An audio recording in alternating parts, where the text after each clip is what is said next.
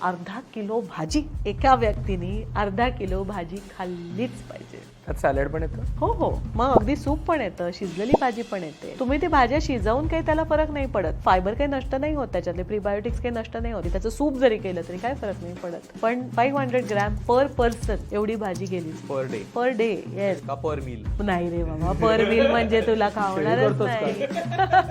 Weight नुसार काय very होतं? नाही, उलट जर तुमचं वेट जास्त असेल तर ते वाढतंच. हो, कारण तुला कॅलरीज कमी करायच्यात ना. मग जास्त भाजी खाल्ली की मग आपोआप बाकीच्याला तुझ्या पोटात जागा नाही राहत. Point number 3 is 200 gram fruit. So that is 2 servings of fruit per day.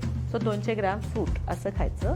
आणि काय कमी करायचं तर तुमचं इंटेक ऑफ शुगर, कारण ॲडेड शुगर जी आहे ती जेवढी आपण खात असतो तितके जे उपद्रवी स्टुडंट्स आहेत ते वाढतात, आपल्याला माहिती आहे. मग त्यांना, कारण त्यांचं आहार जो आहे तो इज शुगर किंवा अल्ट्रा प्रोसेस्ड रिफाईंड फूड्स असतात, तर ते कमी करणं. तेलाचं जे प्रमाण आहे ते कमी करणं. अति जर तेल तूप खात असाल तरी ते तुम्हाला टाईप 5 स्टूल टाईप होणार आहे. मग तुम्ही अति फॅट इंटेक्ट असेल तर ते अन्न आहे ते पचायच्या आधीच पोटाबाहेर निघून जातं. मग then you are not getting enough time. So ते कमी करायचं आणि पाणी पिणं वाढवायचं. साधारणपणे 2.5 ते 3.5-4 लिटर पाणी प्यायचं.